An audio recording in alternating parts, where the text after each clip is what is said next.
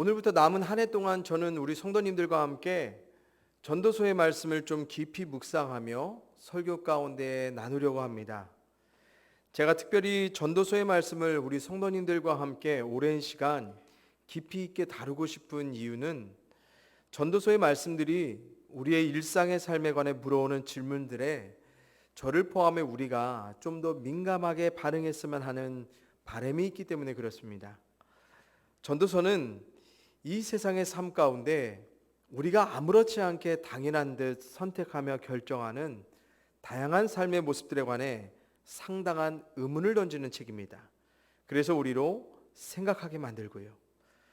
그래서 우리가 살아가는 삶의 의미와 목적들에 관해 우리 자신을 거듭 성찰하게 만드는 것이 전도서입니다. 또한 전도서는 삶에 관한 답변하기 쉽지 않은 질문들을 우리 가운데 던지면서 우리 일상의 삶을 좀 더 진중하게 생각하고 정말 하나님의 사람답게 어떠한 삶을 추구해야 하는지에 관한 큰 도전을 주는 책이기도 합니다. 그래서 전도서의 말씀은 우리가 살아가는 일상의 구원에 관해 말한다고도 할 수 있겠습니다. 한마디로 전도서는요, 우리의 삶에, 특별히 우리 일상의 삶에 구체적으로 실제적으로 말을 걸어오는 책입니다. 우리가 흔히 하나님의 말씀대로 살아야 함을 알고 믿으면서도 우리 일상의 삶에서 하나님의 말씀과 충돌하는 이질감, 또한 동떨어진 것처럼 보여지는 괴리감 때문에 우리 대부분은 말씀을 삶에 적용하는 생각 자체를 생략하거나 그만할 때가 자주 있습니다. 그래서 이전과 같은 삶은 늘 진행하되 하나님의 말씀은 포기한 채 살아갈 때가 많죠. 그리고 거기서 우리는 대부분 우리 삶에 관해 의문을 갖는 것이 아닌 우리 믿음에 관해 의문을 갖기 시작합니다. 바로 이 지점에서 저는 우리가 좀 더 생각해 봐야 한다고 믿습니다. 그래서 하나님과 그분의 말씀을 믿는 우리의 일상이 삶이 될 수 있도록 우리 자신이 거듭 우리가 살아가는 삶에 관해 의문을 던지며 우리의 삶의 의미와 목적을 하나님과 그분의 말씀 가운데 거듭 제고하는 의미 있는 믿음의 수고를 해야 한다고 저는 생각합니다. 하나님의 말씀은 결코 우리의 삶과 무관하게 주어진 것이 아니기 때문에 또한 그분의 말씀은 우리의 삶이 진정한 삶이 되게 변화시키는 능력이 있기 때문에 전능하신 하나님께 기댄 그리고 그분의 능력의 말씀에 따른 우리의 삶에 대해 깊이 있게 생각한다는 것은 하나님을 신앙하는 우리에겐 더없이 귀중한 의미와 목적을 발견케 합니다. 바라옵기는 앞으로 우리 성도님들께서 전도서의 말씀을 일상의 삶에서 묵상하시고 또한 설교 가운데 나누는 모든 시간들 가운데 우리 일상의 삶이 이전보다 더욱 구체적으로 실제적으로 세밀하게 하나님과 그분의 말씀 가운데 구원받은 변화된 삶이 되기를 또한 그런 삶을 추구할 수 있기를 그래서 하나님과 그분의 말씀과 우리의 삶에 벌어진 간극들이 조금 더 좁혀지는 은혜의 구원이 있기를 간절히 소원하는 마음으로 함께 말씀을 나누고자 합니다. 본문을 살펴보기에 앞서 저는 두 가지를 함께 먼저 생각했으면 하는데요. 그것은 전도서의 문학적 특징과 전도서 저자에 관한 것입니다. 일반적인 기독교 전통에서요, 욥기, 잠언, 전도서를 지혜서라고 부릅니다. 그리고 문학적 장르로 분류할 때 이 성경들을 지혜 문학이라고 말합니다. 지혜 문학이 갖고 있는 독특한 특징에 관해 미국의 설교학 교수인 데이비드 깁슨 교수님이 이런 말씀을 하시는데요. 제가 읽어드립니다. 지혜 문학은 우리가 만사를 다른 관점에서 바라보게끔 격언과 함축적인 말씀, 수수께끼와 도발적 설명, 질문과 대답, 산문과 시를 사용한다. 그 목적은 뒤통수를 때리는 것이다 라고요. 지혜문학 중 욥기와 잠언도 상당히 심오한 관점으로 우리의 삶을 때려낸 말씀이지만 저는 개인적으로 전도서가 가장 제 뒤통수를 많이 때린 성경이라고 손꼽고 싶습니다. 그 이유는 아마도 우리가 일상의 삶에 대해 우리가 생각하지 않았던 그리고 우리가 생각하지 않으려고 했던 부분까지도 전도서는 답을 제시할 뿐만 아니라 게다가 즉각적으로 답변할 수 없는 다양한 의문들을 우리 가운데 던지기 때문에 그렇습니다. 그래서 부족한 저는 아마 전도서 본문 전체를 설교 가운데 다뤄내지 못할 듯 싶습니다. 전도서 말씀 가운데 뒤통수를 맞고 도전받아서 부족하지만 설교 가운데 적당히 다뤄낼 수 있는 말씀이 있는 반면에 아무리 제가 뒤통수를 세게 맞아 번뜩이는 깨달음을 얻었을지라도요, 여전히 설교 가운데 감히 담아낼 수 없는 말씀들도 있기 때문에 그렇습니다. 그래서 전도서를 설교하는 중에 제가 혹시 생략하고 다뤄내지 않는 부분들이 있다면 너그럽게 우리 성도님들이 부족한 저를 이해해 주셨으면 좋겠습니다. 또한 우리는 흔히 전도서의 저자를 솔로몬으로 알고 있습니다. 전도서 안에는 솔로몬이 전도서의 저자일 것이라고 추정하고 지지할 만한 다양한 근거들이 분명 내부적으로 발견됩니다.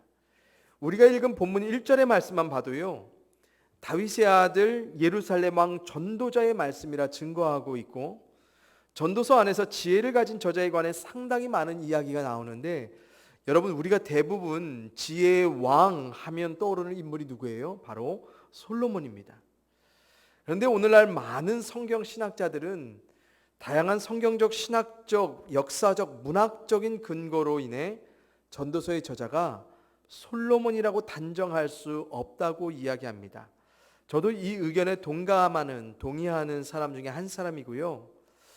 여기서 제가 왜 굳이 전도서의 저자가 솔로몬이 맞냐 아니냐 이런 말 하려는 거 아닙니다. 더 중요한 사실은 우리말 성경에서 보는 것과 같이 1절에서 전도서의 저자는 자신을 익명의 도를 전하는 사람, 전도자라고 말합니다. 히브리어 성경에서는 전도자를 코헬렛이라고 명명합니다. 히브리어 코헬렛이란 말은 소집하다, 불러 모으다라는 뜻을 가진 단어의 명사형인데요. 이것을 우리말로 번역하면 소집하는 사람, 불러 모으는 사람 정도로 해석할 수 있겠습니다. 다시 말해 전도서의 저자는 자신의 이름을 드러내지 않은 익명의 사람, 코헬렛이라고 말하고요.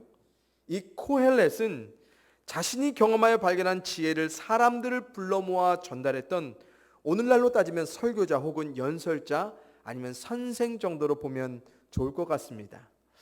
제가 전도서 저자에 관해 이렇게 굳이 말씀드리는 이유가 무엇이냐면, 전도서 말씀에서 제기되는 다양한 저자의 경험들이 솔로몬의 경험으로만 국한되어 특정되면 우리가 전도서 자체가 갖고 있는 다양한 물음과 의미들을 다른 성경에 기록된 솔로몬의 이야기에만 의존하여 해석할 수 있기 때문에 그래요. 그래서 전도서의 익명의 저자인 전도자가 전달하고자 했던 본래의 의도를 우리가 해석하는데 놓칠 수 있기 때문에 저는 솔로몬이 아닌 그냥 전도자에게 집중했으면 좋겠습니다. 한마디로 저자에 관해 의문의 여지가 남아있다면 성경에 주어진 그대로를 바라보는 것이 성경을 바라보는 합당한 태도라고 생각합니다. 그래서 저는 앞으로 설교를 할 때 저자를 꼭 전도자라고 언급하려고 하고요. 우리 성도님들도 이 전도서를 읽고 묵상하실 때 이 지혜의 전도자를 솔로몬으로 특정하여 연관하여 해석하지 않으셨으면 하는 바람에서 말씀을 드리고 이제 설교를 시작하려고 합니다. 아마 전도서 전체를 통해 가장 유명한 말씀이 오늘 우리가 읽은 본문 2절, 3절의 말씀이 아닌가 생각하는데요. 우리 다 같이 본문 2절, 3절 말씀을 함께 읽어보겠습니다. 시작. 전도자가 이르되 헛되고 헛되며 헛되고 헛되니 모든 것이 헛되도다. 해 아래에서 수고하는 모든 수고가 사람에게 무엇이 유익한가? 아멘. 우리가 대부분 읽은 본문의 말씀을 이해할 때 전도자가 우리에게 주어진 삶의 허무와 허망에 대해 이야기하는 것으로 생각합니다. 그래서 이 세상에서 우리가 행하는 모든 수고가 아무 유익과 의미가 없다는 식의 허무주의, 비관주의 혹은 회의주의적인 관점에서 전도자가 삶을 바라본다고 생각할 때가 많이 있습니다. 그리고 그렇게 우리가 쉽게 동의할 수 있는 이유가 무엇이냐면 우리가 실제하는 삶에서 우리가 행하는 수고들로 인해 겪는 결과적인 허무와 허망, 그리고 비관적인 회의적인 헛됨의 결과들을 전도자의 말과 같이 헛되고 헛되게 자주 경험했기 때문에 그렇습니다. 그래서 우리는 자주 우리가 행했던 모든 삶의 수고에 대한 헛됨을 전도자와 같은 고백으로 일삼을 때가 많이 있습니다. 그러나 전도자는 전도서에서 단지 우리의 인생의 헛됨을, 그래서 우리가 행하는 모든 수고의 무익함을 단정지어 이야기하려는 것이 아니라는 사실을 알 수 있습니다.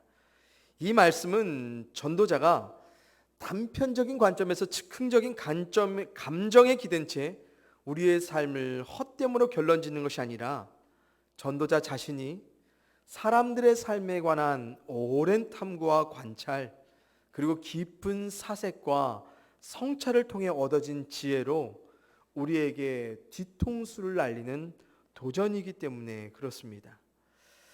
그렇다면 지금 전도자는 어떤 삶을 헛되다고 말하는 것일까? 우리는 이것을 우리가 아주 쉽게 지나칠 수 있는 전도자가 언급한 해 아래에서라는 간결한 어구로부터 우리 삶의 헛됨의 이유를 발견할 수 있습니다. 먼저 전도자는 해 아래에서 사는 존재인 우리 인간의 삶의 현실적 한계에 주목하고요.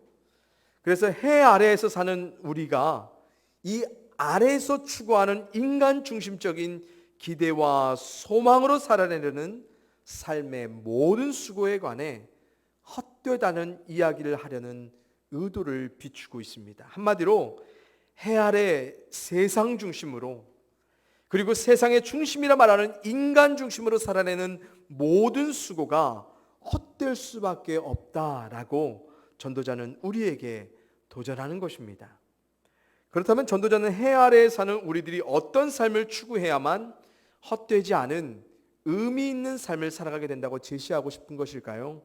우리 다 같이 본문 12장 13절 14절의 말씀을 읽어보겠습니다. 같이 읽습니다. 시작.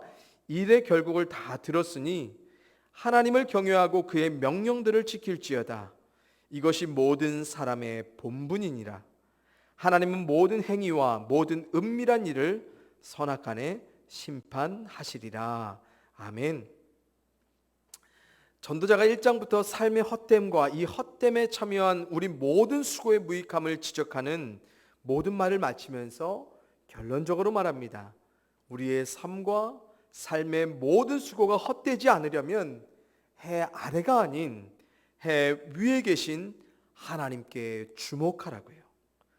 그리고 그것을 사람이 마땅히 행해야 할 삶의 본분으로 여기면서 살라고 말합니다. 어떻게 해요? 하나님을 경외하고 그분이 주신 명령, 즉 말씀을 지키는 삶을 살아가라는 것입니다.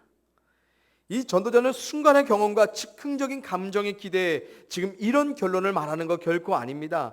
전도서의 총 12장에서 오랜 시간 사람들의 삶을 탐구하고 관찰하고 깊이 생각하고 성찰하여 낸 결론입니다.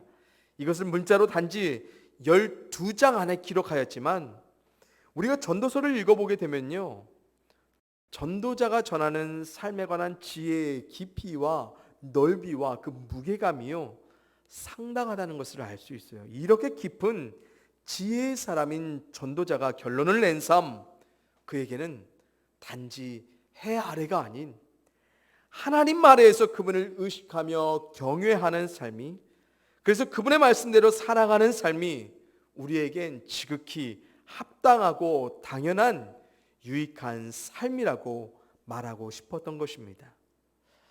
제가 참 좋아하는 책 중에 미국 하버드 대학교의 경제학 석학인 하워드 스티븐슨 교수가 자신의 제자와 나눈 이야기를 담은 하워드의 선물이라는 책에서 사람들이 삶을 대하는 두 가지 태도와 방향성에 관해 다음과 같이 간결하게 지적하는데요. 제가 읽어드립니다.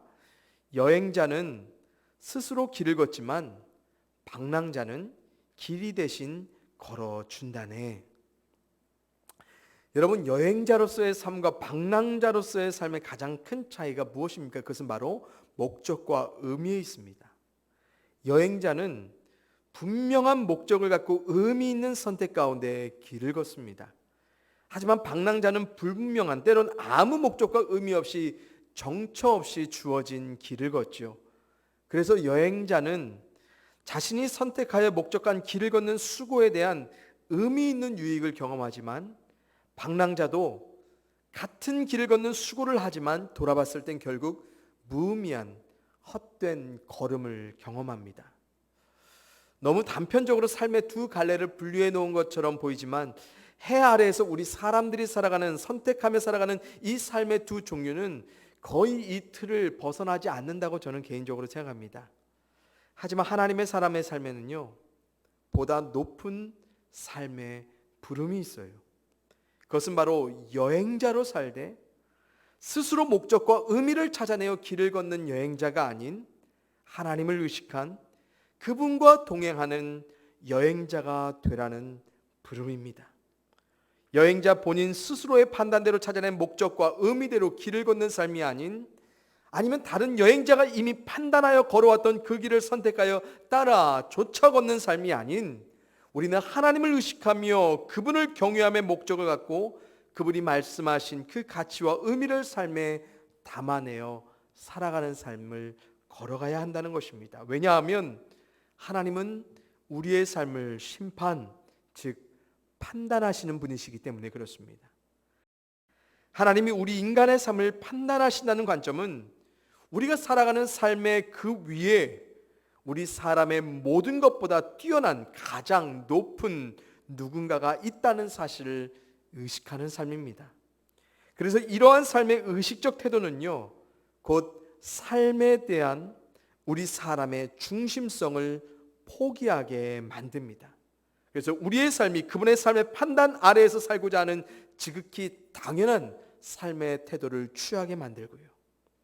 여러분, 우리가 살아봐서 아시잖아요. 우리는 반드시 우리 자신의 지식과 경험과 능력보다 높은 누군가의 삶의 판단을 힘입어 살아갑니다. 우리는 우리보다 낮은 누군가로부터의 판단받는 삶을 굉장히 무례하고 불편하게 생각하고요. 혹 그런 사람들이 우리의 삶을 판단할지라도 그들로부터 판단되어진 그 삶의 의미와 목적, 우린 절대로 찾아가지도 그 길을 걷지도 않습니다. 다시 말해, 삶에 관해 우리가 누군가의 판단을 받는다는 것은요, 그리고 그 판단을 허용한다는 것은 자기 자신의 중심성을 자신보다 높은 누군가에 의해 포기하고 잃어버리면서 판단받는다는 것이에요. 자신의 삶에 관해 자신이 중심이 아니라는 그 사실을 인식하고 자기보다 높은 다른 중심에 관한 의식이 있어야지만 우리가 판단받는 삶 그 아래에 들어갈 수 있는 자발적인 마음이 들게 되어 있어요. 여러분, 우리가 날마다 고백하지요. 우리 하나님은 가장 높으신 절대적인 전능하신 분이시다. 그분의 판단은 늘 가장 정확하고 확실하시다고요. 그래서 모든 만물 위에 계신 하나님의 판단 아래 그분을 경외함으로 삶을 살아간다는 것은 우리의 삶을 심판하여 곤란하게 벌 주시려는 하나님이 계심을 의식하라는 의미가 결코 아닙니다. 하나님의 판단 아래 말씀대로 삶을 지켜내야 한다는 것은 하나님이 우리로 갑갑하고 답답한 삶의 현실 가운데 가둬내시기 위한 목적으로 우리 가운데 말씀하신 것이 아니라는 사실입니다. 하나님을 경외하고 당신의 말씀을 지켜낸 삶을 살아가라는 하나님의 의도는 하나님 자신의 판단이 옳으니 유익하니 우리가 살아가는 그 삶을 결코 헛되게 하나님이 보내게 하시지 아니하겠다는 하나님의 선한 의도를 우리가 수용하고 인정하고 믿으며 살아가는 것입니다. 전도자가 발견한 것이 바로 이것입니다. 해 아래에서 사는 우리의 삶과 삶의 모든 수고의 헛됨에 유일하게 의미를 찾고자 한다면 모든 만물에 계신 하나님의 판단 아래에서 살아야 한다고요. 그리고 그분의 판단을 신뢰함으로 그분을 경외하고 그분의 말씀대로 행할 때 우리는 결코 헛되지 않을 의미 있는 삶을 살게 될 것이라는 도전입니다. 그러면서 오늘 본문에서 전도자는 우리가 하나님의 판단 아래 거듭 생각해 보아야 할 헛된 수고에 관해 의미 있는 도전을 주는데요. 그것은 바로 새 것, 즉 새로운 것들을 추구하는 우리의 삶의 헛된 욕망과 수고에 관한 것입니다. 우리 다 같이 본문 9절 10절의 말씀을 읽어보겠습니다. 시작. 이미 있던 것이 후에 다시겠고 이미 한 일을 후에 다시 할지라. 해 아래에는 새 것이 없나니 무엇을 가리켜 이르기를 보라 이것이 새 것이라 할 것이 있으랴. 우리가 있기 오래전 세대들에도 이미 있었느니라. 아멘. 전도자가 아주 간결하게 정의합니다.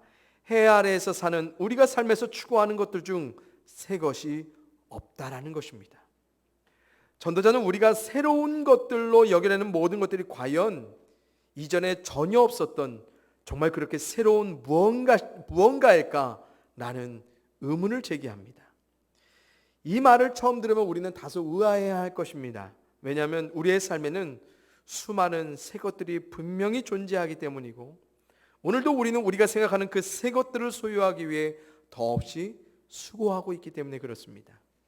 그런데 가만히 전도자의 말을 곱씹어 생각해 보면요, 우리가 새 것이라 가리키는 모든 것들, 사람이든 사물이든 어떤 신념과 사상이든지 간에 이 세상의 모든 것들은 늘 있어 왔던 것들에 대체된 진보 혹은 발전의 산물일 뿐 전혀 새로운 것들은 결코 아닙니다.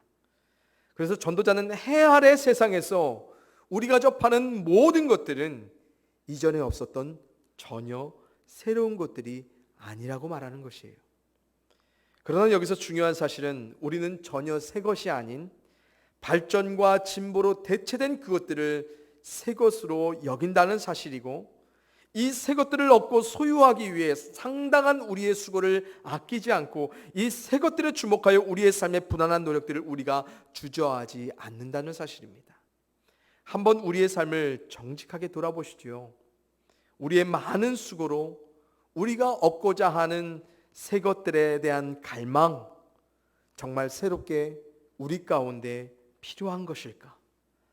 그래서 그것을 위해 내가 그토록 수고함이 마땅한가?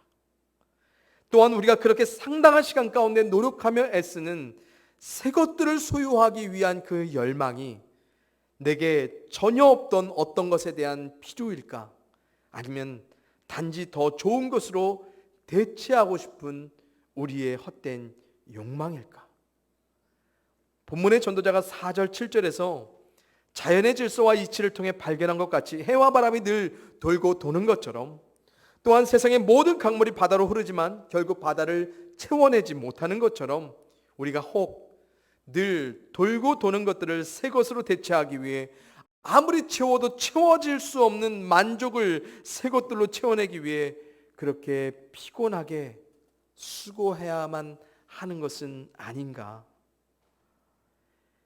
해 아래 이 세상의 사람들이 추구하는 삶의 이유로는 세상이 말하는 그런 새 것들을 가득히 채워내고 갖춰내며 살아감이 지극히 마땅해 보이지만, 그렇게 살기 위해 그토록 수고하지만 여전히 눈에는 새 것에 대한 만족함이 없고 귀에는 여전히 새 것들이 들려지는데, 해 위에 계신 그분의 판단 가운데 우리가 그토록 갈망하고 열망하는 새 것들이 정말 우리에게 그렇게 힘들고 어렵게 많은 수고를 통하여서 가져내고 채워내야 하는 것들일까? 저는 한번 우리가 생각해 볼 필요가 있다고 생각합니다.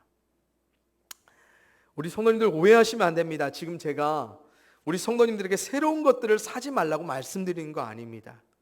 삶의 필요를 위해 새로운 것들이 전혀 필요치 않다고 부정하는 것도 아닙니다.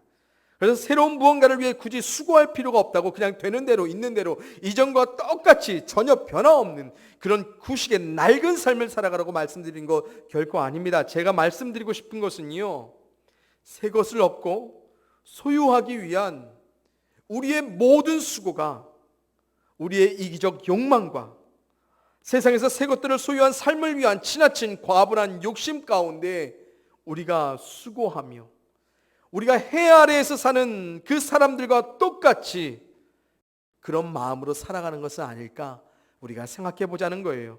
그래서 우리가 해 아래에서 사는 그들과는 달리 거듭 다시 생각하며 하나님의 사람답게 하나님의 판단을 의식하며 살아가 보자라는 것입니다. 또한 아울러 제가 도전드리고 싶은 것은 우리가 세상에서 새 것들을 얻고 소유하고자 하는 우리의 많은 수고에 비해서 우리가 하나님을 의식하며 그분의 판단에 따른 삶에 대한 수고, 하나님을 경외하고 그분의 말씀을 따라 사는 그 삶에 대한 수고가 상대적으로 너무 빈약하고 초라하다는 사실입니다. 그래서 하나님을 믿는 그 믿음은 늘 옛날 그대로 성장되지 않은 채 있음에도 불구하고 우리는 삶의 많은 것들에 늘 진보된 새로운 것들로 채워내는 그 삶, 그 삶에는 이미 앞서 있어요.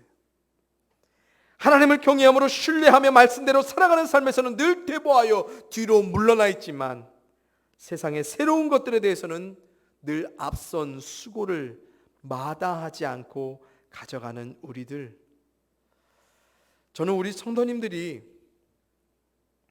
이 세상의 새 것들을 채워냄으로 새롭게 느끼는 감정적인 만족감과 자존감보다 하나님을 통해 새롭게 발견된 정체성으로 새로운 자신을 갖고 가는데 더욱 수고하신다면 새 것들에 대한 소유의 유무와 상관없는 진정한 만족감과 자존감을 하나님이 주신 온전한 정체성 가운데 더욱더 누려가지 않을까 생각해 봅니다. 그래서 해 아래 세상에 새 것들이 갖춰지지 않을지라도 하나님을 통해 발견된 새로운 우리 자신을 통해 삶을 구별되게 거룩하게 살아갈 수 있는 우리의 삶, 진정한 삶이 되지 않을까 기대하고 소망해 봅니다. 미국의 폴 트림 목사님이 뒤틀린 삶을 사로잡는 힘 경외라는 책에서 하나님을 경외하는 삶에 관해 이렇게 이야기하는데요. 제가 읽어드립니다. 어디에서 경이로움을 찾느냐에 따라 삶의 방향이 달라진다. 경이로움의 원천에 따라 우리의 결정과 인생의 지향점, 우리의 인격이 달라진다. 이분이 쓰신 책의 제목이 참 멋있죠. 뒤틀린 삶을 바로잡는 힘, 경외. 우리 성도님들 꼭 한번 읽어보시면 좋겠고요. 아마 제가 앞으로도 설교에서 제법 이분의 책을 인용할 듯 싶습니다. 우리가 하나님이 아닌 다른 것들에 대한 경외, 특별히 새 것들에 대한 경이로움에 주목하여 그것들을 소유하기 위한 삶의 방향을 정하면요, 우리의 삶은 하나님 판단 가운데 뒤틀린 삶으로밖에 보여지지 않을 것입니다. 아무리 수고할지라도요, 그 모든 것은 하나님 보시기에 뒤틀린 헛됨으로밖에 보이지 않을 거예요.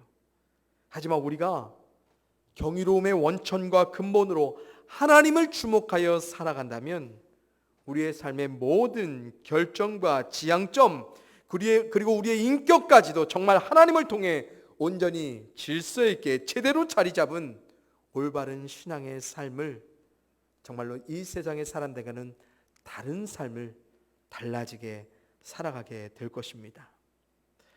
바라옵기는 우리 질그릇교회 모든 성도님들의 삶이, 또한 삶의 모든 수고가 오직 하나님께로만 주목하여 살아가므로 결코 헛되지 않을 의미 있는 삶을 누리시기를 바라고요. 또한 비록 해 아래에서 살아가는 우리이지만 날마다 해 위에 계신 그분의 판단에 기대어 그분을 의식하여 살아가므로 달라질 새로운 자신을 하나님을 통해 발견하시고 하나님의 뜻대로 전혀 달라진 새로운 삶을 풍성하게 누리며 살아갈 수 있기를 주님의 이름으로 간절히 축원을 드립니다. 우리 성도님들 모두 다른 삶을 살아갈 수 있습니다. 그 다른 삶, 세상 해 아래에서 살아가는 사람들과의 아등바등 다투며 비교하며 살아가는 그 다른 삶이 아닌 하나님을 통해 내가 살아갈 수 있는 그 온전한 삶을 발견하여 축복 가운데 걸어가시는 우리 귀한 성도님의 삶이 될 수 있기를 주님의 이름으로 간절히 축원을 드립니다. 함께 기도하겠습니다. 사랑과 은혜가 풍성하신 아버지 하나님, 감사합니다. 오늘도 하나님의 말씀 가운데 우리가 귀 기울일 수 있는 한날을 허락하시고 하나님의 말씀이 우리 가운데 도전하시는 그 말씀 가운데 우리가 귀를 듣고 귀를 열어 우리의 마음을 열어 이 말씀들을 우리의 삶의 밭에 심기울 수 있도록 인도하신 하나님, 참으로 감사를 드립니다. 하나님, 오늘도 우리 가운데 주신 그 말씀, 이 세상을 살아봤을 때 전도자를 통하여서 하나님이 발견케 하셨던 그것, 바로 하나님을 경외하는 삶, 하나님의 말씀을 따라가는 삶, 그 삶을 본분으로 여기며 그 삶을 하나님의 판단 가운데 맡겨가며 살아갈 수 있는 그 믿음, 우리 가운데 온전히 회복될 수 있도록 하나님 역사하시고 인도하여 주시옵소서. 이 세상에서 우리가 추구하는 삶의 모든 수고가 결코 헛되지 않게 하게 하실 하나님께로만 우리가 주목합니다. 그럼에도 불구하고 우린 연약한지라 특별히 새 것들을 소유하기 위한 헛된 열망 가운데 지나친 욕심으로 우리가 이 세상에서 수고하며 살아갈 때가 많이 있습니다. 하나님, 하나님께 주목할 때 이런 뒤틀린 삶이 우리 가운데 교정되어 우리가 다른 삶을 살아갈 수 있게 될 줄 믿습니다. 바로 그는 주님께로 날마다 주목하여 살아가는 우리 모든 성도님들의 삶 가운데 주께서 놀랍게 역사하여 주시옵시고, 하나님을 통하여서 새롭게 발견된 나와 또한 내 삶의 다른 수고가 하나님 보시기에 헛되지 않을 의미 있는 삶으로서 변화될 수 있도록 주님께서 함께 하시고 역사하여 주시옵소서. 성령 하나님, 우리 가운데 날마다 동행하셔서 지혜와 능력을 주시옵시고 그 삶을 진정으로 삶 가운데 발견하며 경험하며 살아갈 수 있도록 인도하여 주시옵소서. 감사를 드렸고 사랑이 많으신 예수님의 이름으로 기도합니다. 아멘.